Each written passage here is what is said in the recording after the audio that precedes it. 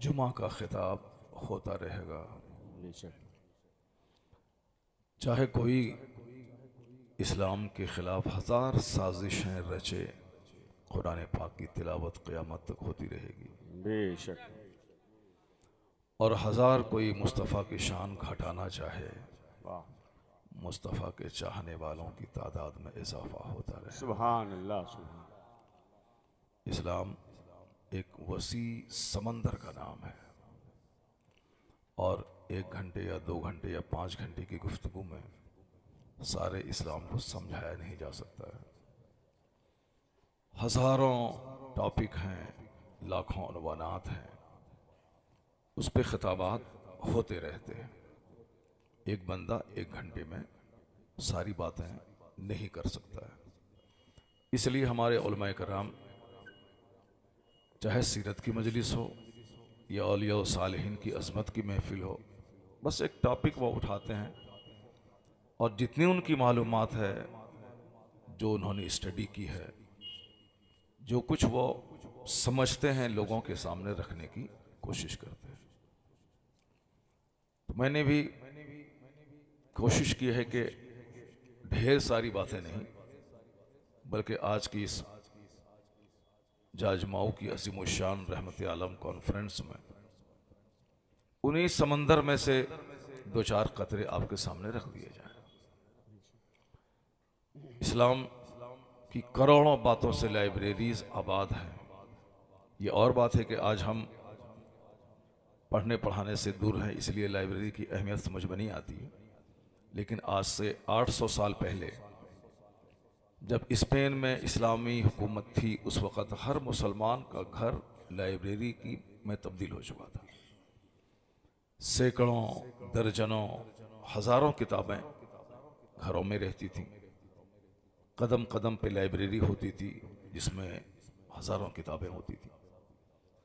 मुसलमान जीने के लिए थोड़ा सा कमाते थे और अपना सारा वक्त इल्म बढ़ाने, अपने अमल को अच्छा करने और दुनिया से ज़्यादा जन्नत की तलाश में जीते थे।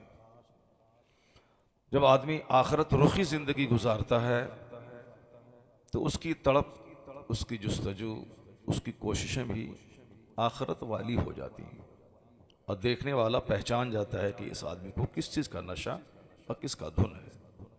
अभी अक्सर व बेशतर लोगों को देखने के बाद आदमी ये पता लगा सकता है कि इनके दिल दिमाग में क्या चलता है और क्या इसका मकसद हयात है।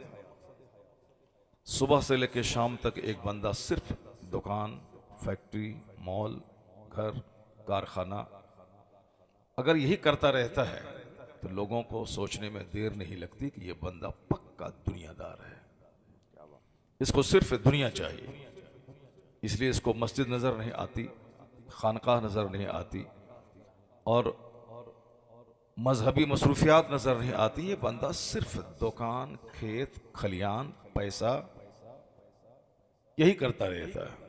अब अगर इस ऐसे माहौल में कोई बंदा फजर पढ़ के आया, जोहर तक काम में रहा, फिर मस्जिद चला गया, जोहर की नमाज अदा की, फिर अपने काम में लगा, फिर असर को मस्जिद चला गया, फिर अपने काम में लगा रहा, फिर मगरिब में मस्जिद आया, फिर अपने घर बाल बच्चों में गया, फिर इशा में आया, सोता है बिस्तर पे, मगर दिल दिमाग बात है कि मैं सुबह उठ के फजर की नमाज मस्जिद में अदा करूंगा। तो इसको देखने के बाद बंदा कह तो सकता है कि ये आदमी जन्नत का मुतलाशी है, इसका घर किराए का है, इसके कपड़े फटे पुराने हैं, लेकिन एक वक्त की नमाज नहीं छोड़ता है बंदा। और जब भी इससे बात करो हमेशा अल्लाह की, अल्लाह के रसूल की, जन्नत की, आखिरत की बातें करता है। तो आपको आसानी से पता चल जाता है कि इसके दिल दिमाग में सिर्फ आखिरत की तड़प और जन्नत पाने का शौक है। ये जन्नती आदमी है। और इसी के बारे में बुखारी शरीफ के एक हदीस में कहा गया है कि रजुलुन क़ल्बुहु मुअल्लक़ुम बिल मसाजिद, यानी आया है कि 7 खुशनसीब जो क़यामत की ख़तरनाक गर्मी में अल्लाह के अर्श के साये में रहेंगे, जिस दिन अर्श इलाही के अलावा कोई साया नहीं होगा, न घर का, न दीवार का, न पहाड़ का, न मकान का, सारी ज़मीन परपट मैदान हो जाएगी। यौम ला ज़िल्ल इल्ला ज़िल्लु, जिस दिन कोई शेडो, कोई साया नहीं होगा सिवाय अल्लाह के अर्श के। 7 खुशनसीब उस अर्श इलाही के साये में रहेंगे। उसमें एक खुशनसीब वो है जिसका दिल मस्जिद से लटका हुआ रहता हो। सुभान अल्लाह। रजुलुन क़ल्बुहु मुअल्लक़ुन बिल मसाजिद, यानी वो आदमी जिसका दिल मस्जिद से लटका हुआ रहता हो, मस्जिद में लटका हुआ रहता हो। इशा पढ़ के सोता भी है तो दिल में ख्याल है कि सुबह उठूंगा, मस्जिद जाऊंगा। और जिसका दिल सिर्फ दुकान से लटका हुआ हो, जिसका दिल सिर्फ कारखाने से लटका हुआ, जिसका दिल खेत खलियान और रुपए पैसे कमाने, समाज में अपना स्टेटस बढ़ाने, घर मकान को आलीशान करने और दूसरों को इन्फीरियर दिखलाने और खुद को सुपीरियर दिखलाने की तड़प में हमेशा उसी नशे में रहता हो, अच्छा खाने, अच्छा पहनने, अच्छी गाड़ी खरीदने का नशा हो, तो आप समझ सकते हैं कि जिसका दिल दुनिया में लटका हुआ हो उसको क्या मिलेगा क़यामत के दिन। क्योंकि हुजूर ने इस हदीस में कहा जिसका दिल मस्जिद से लटका हुआ वो क़यामत के दिन अल्लाह के अर्श के साये में रहेगा। तो जो लोग आखिरत की तलब में जीते हैं उसको हम आसानी से देख सकते हैं।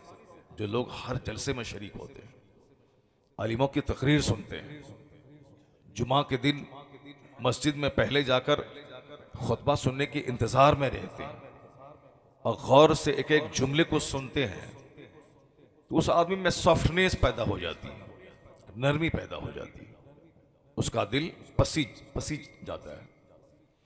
और जो आलिमों के खिलाफ, जलसा जुलूस के खिलाफ, मस्जिदों के खिलाफ, तकरीरों के खिलाफ हो, उस आदमी का सीना पत्थर हो जाता है। वो अपनी राय को सबसे बेहतर समझता है। जाहिर सी बात है, जहां नरमी नहीं है वहां घमंड है, और जहां घमंड है वह किसी की काबिलियत और सलाहियत को मानने को तैयार नहीं होता। वो हमेशा अपने आप को दूसरों पे तफव्वुक और बरतरी जताने की फिक्र में रहता है और उसी जुमले की अक्कासी करता रहता है कि अना खैरुम मिन हो व अना खैरुम मिन, मैं तुमसे अच्छा हूं, मैं उससे अच्छा हूं। इसी जुमले में वो बोलता है, इसी जुमले में वो बिल्कुल मस्त और बेखुद रहता है। आज घर से लेके बाहर समाज तक हर जगहों पे घमंड का दौर है। इसलिए है कि हमारी मजलिसें वीरान हो गई, हमारी सोहबतें गलत हो गई, हमारा मुताला बिल्कुल सिर्फ वर्ल्डली अफेयर्स तक लिमिटेड रह गया, मजहबी उलूम व फनून से हम दूर हो गए। काफिर की तो बात ही छोड़ी, उसके यहां तो पूजा का मफहूम ही है हुल्लड़बाजी करना। एक आदमी अपने घर पे अपना झंडा लहराए हुआ है, जबरदस्ती उस झंडे को तोड़ के अपना झंडा गाड़ देना, ये तो किसी भी तरफ पूजा का नाम हो ही नहीं सकता है। पूजा का मतलब है सॉफ्टनेस, पूजा का मतलब है ह्यूमैनिटी, पूजा का मतलब है इंसानियत, पूजा का मतलब है मानवता, पूजा का मतलब है दूसरों को सम्मान देना। ये तो हैकड़ी हो गई, ये तो साफ सीनाजोरी हो गई, ये तो अपनी ताकत और अपनी दौलत पे घमंड हो गया। तो घमंड ज्यादा दिन नहीं चलता है। जो खुदा फिरौन के गुरूर को 400 साल लंबी मोहलत देने के बाद तोड़ देता है, उसे दरिया में डुबा के उसकी डेड बॉडी को दूसरों के लिए इबरत के लिए छोड़ देता है। जो खुदा कल के फिरौन को नहीं छोड़ा वह खुदा आज के फिरौन को भी नहीं छोड़ेगा। बेशक, वाह वाह वाह, नारे तकबीर, नारे रिसालत, हजरत अल्लामा मुफ्ती शहरयार खान साहब तिगला। इसलिए मैं मुसलमानों से भी कहता हूं कि आप में फिरौनी सिफत कभी नहीं आने पाए। ये फिरौनी सिफत में जीते हैं, उन्हें इख्तदार पे घमंड है, उन्हें अपनी ताकत पे गुरूर है, उन्हें अपनी मेजॉरिटी और अक्सरियत पे घमंड है। तो रहे उसको अक्सरियत पे घमंड, हमें अल्लाह और अल्लाह के रसूल की कुदरत पे नाज है। बेशक, सुभान अल्लाह। मेरा खुदा कमजोर नहीं है, मेरा खुदा का सारा काम हिकमतों से भरा होता है। बेशक, मेरा खुदा वक्त पे ऐसी सजा बंदे को देता है कि उसकी नस्लें उसकी बुनियादों को काट के रख देता है। अल्लाह फरमाता है फलम्मा नसू मा ज़ुक्किरू बिही फतहना अलैहिम अब्वाब कुल्लि शै। सुभान अल्लाह कहता है कि जब उन्होंने नसीहत को भुला दिया, जो उनको बताया गया कि तू पैदा क्यों हुआ है, बताया गया कि तुम्हारा मकसद हयात क्या है, ये ज़मीन तुम्हारी नहीं, ये आसमान तुम्हारा नहीं, ये अल्लाह रब्बुल इज़्ज़त का है। अल्लाह ताला तुम्हें एक नापाक कतरे से पैदा किया है। वो पानी का नापाक कतरा जो बाप की शर्मगाह से निकलकर माँ की बच्चादानी में पहुंचता है। हर आदमी उसी पॉइंट पे गौर कर ले कि मेरी बुनियाद कैसी है, मेरी इब्तदा कैसी है, तो सारा गुरूर मिट्टी में मिल जाएगा।